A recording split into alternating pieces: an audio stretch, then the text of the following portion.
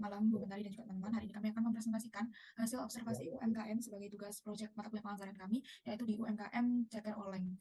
Mungkin bisa langsung dijelaskan. Next slide. Baik, sebelum masuk ke penjelasan, anggota kelompok kami itu ada saya sendiri, Alvin Nurdina, lalu ada Amira Fasya, Andi Prayoga, dan juga Ali Fitra Syam. Anda suara. Next. Untuk selanjutnya, saya izin menjelaskan tentang profil UMKM dari Ceker Oleng.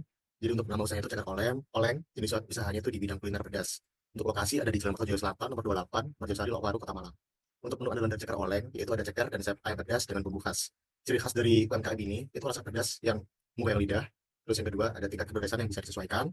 Terus Ceker Oleng mengusung konsep makanan rumahan. Dan ada layanan pesan antar via ojek daring. Dalam observasi, kami menemukan permasalahan UMKM. Yang pertama itu ada keterbatasan modal, yaitu sulit untuk ekspansi, seperti tambah peralatan atau buka cabang baru. Dan yang kedua, pemasaran belum optimal. Jadi strategi digital dan media sosial belum dimaksimalkan. Untuk yang ketiga, ada permasalahan di manajemen keuangan, itu masih tercampur dengan keuangan pribadi, belum profesional. Yang selanjutnya, SDM terbatas, yaitu ketergantungan pada tenaga kerja. Jadi ketika banyak eh, pada tenaga kerja, berdampak saat ada yang absen. Lalu selanjutnya ada persaingan yang tinggi. Ya di Malang sendiri tuh udah banyak pesaing kuliner pedas di Malang, jadi perlu inovasi yang konsisten. Terus selanjutnya pengelolaan bahan baku, karena harga bahan fluktuatif dan belum ada mitra tetap.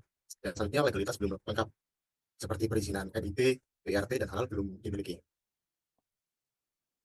Terus hasil observasi, kami menyimpulkan bahwa modal awal itu berasal dari dana pribadi pemilik dan digunakan untuk peralatan dapur, perlengkapan makan, bahan baku awal, renovasi tempat, dan promosi awal.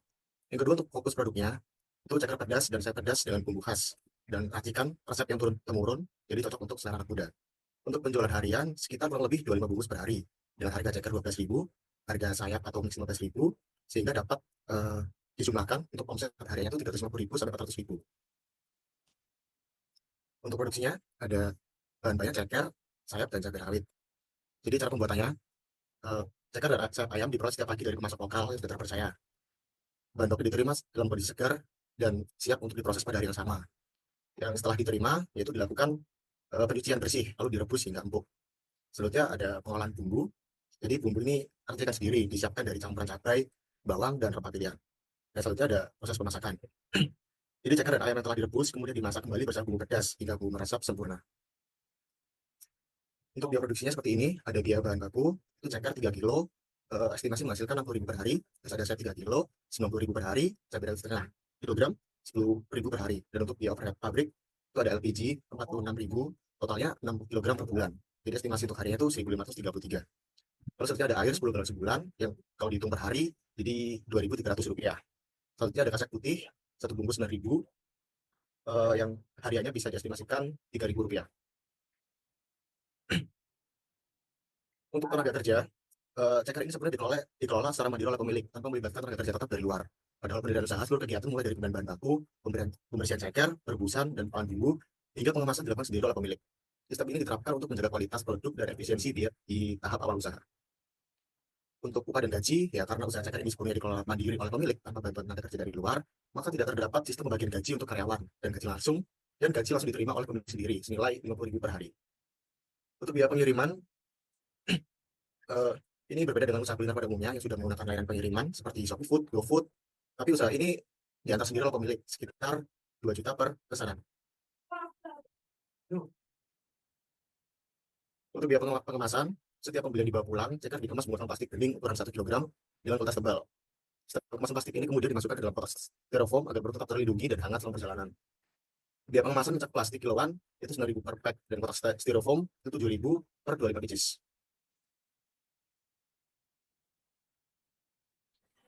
Berikutnya ada gaya advokasi.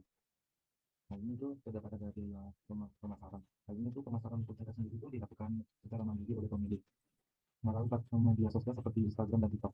Nah, Instagram ini tuh memanfaatkan pola visual yang menarik dan interaksi langsung dengan pengikut sebagai cara untuk menjaga konsumen itu secara lebih luas tanpa harus mengeluarkan biaya iklan.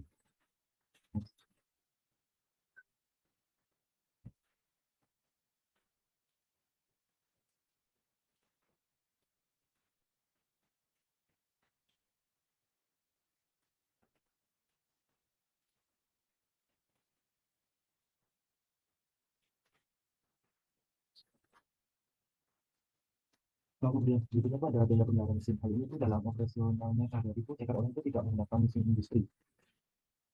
Nah, untuk peralatan yang digunakan itu berupa peralatan dapur standar rumah tangga seperti kompor gas, panci besar, dan juga untuk menyimpan bahan stok seperti bumbu dan cabai. Hal ini tuh untuk pemeliharaan alat itu dilakukan secara mandiri oleh pemilik sendiri, seperti membersihkan kompor, menjaga kondisi gas, serta memastikan suhu itu berfungsi secara optimal agar bahan itu tetap awet. Next. Nah, untuk pencatatan keuangannya itu seluruh proses pencatatan itu dikelola mandiri oleh pemilik. Hal ini itu tanpa menggunakan jasa akuntan maupun aplikasi digital secara berbayar. Untuk pencatatan sendiri itu dilakukan secara sederhana. Kemungkinan besar itu menggunakan catatan manual atau aplikasi gratis di browser seperti Notes atau Excel. Nah, untuk pencatatan ini tuh untuk mencatat pengeluaran harian seperti bahan baku, penjualan, dan stok bahan sederhana secara langsung. Nah, untuk penyusunan anggaran koperasinya sendiri itu yang pertama ada aktivitas penjualan. Hal ini itu dalam periode harian itu untuk total cost itu senilai 25 dan untuk zakat pedas itu 12 dan dibagi untuk sayap itu 13. Hal ini tuh mendapatkan total omset itu sebesar 375.000 dan untuk dalam satu tahun itu bisa menghasilkan 136.875.000. Yes. Nah, untuk berikutnya itu ada anggaran penjualan. Hal ini tuh untuk triwulan satu itu jumlah harinya kan ada 90. Nah, untuk volume jualan atau porsinya itu senilai 2.250. Untuk harganya sendiri itu per porsi senilai 15.000. Sehingga itu total dalam triwulan satu itu 33.750.000. Nah, untuk total triwulan keduanya itu senilai 34.125.000 dan untuk triwulan ketiga itu dengan total 34.500.000 dan untuk triwulan 4 itu senilai 34.500.000. Nah, sehingga itu menghasilkan 136.875.000. Nah, untuk anggaran produksinya sendiri itu dalam penjualan setahun itu untuk triwulan 1 itu senilai 2.250 dan untuk triwulan 2 itu senilai 2.275 dan triwulan 3 2.300 untuk triwulan 4 itu senilai 2.300.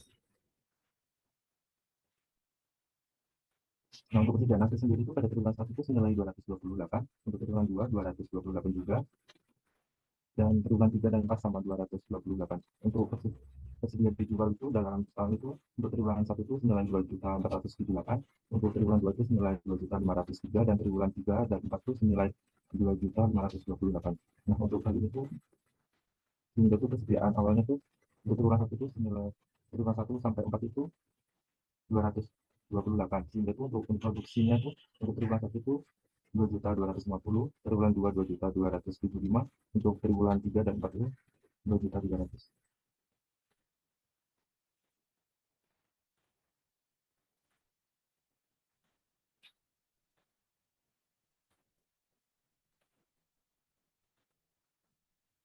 Oke, selanjutnya itu mulai masuk ke anggaran kebutuhan bahan baku. Yang pertama itu untuk bahan baku yang pertama itu ada ceker. Jadi di triwulan pertama dibutuhkan untuk produksi itu 2.250 dengan SUR dari ceker sendiri itu ada 3 kg sehingga jumlah kebutuhannya itu ada 270. Sehingga total dalam satu tahun itu ada 1.095. Next.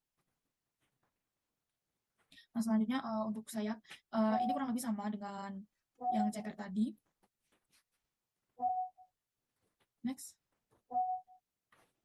Nah, selanjutnya di sini ada di kebutuhan bahan baku yang ketiga yaitu bahan bakunya cabai rawit, di mana di triwulan pertama itu dengan produksi 2.250 itu dibutuhkan 0,5 kg cabai dan juga jumlah kebutuhannya itu ada di 45. Sehingga total dari triwulan 1 sampai triwulan 4 itu ada di 182,5 dan untuk produksinya itu di 9.125.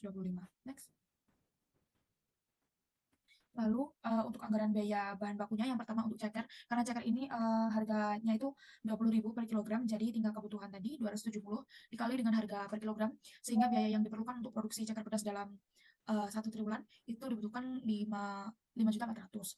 Untuk triwulan kedua itu di 5.460.000, lalu triwulan 3 5.520.000 dan triwulan 4 5.520 juga dengan total 21.900.000. Next. Lalu yang selanjutnya anggaran biaya bahan baku untuk bahan baku yang kedua yaitu sayap. Di sini di triwulan pertama untuk kebutuhannya 270 dengan harga bahan baku sayap itu 30.000 sehingga biaya yang dibutuhkan itu 8.100.000.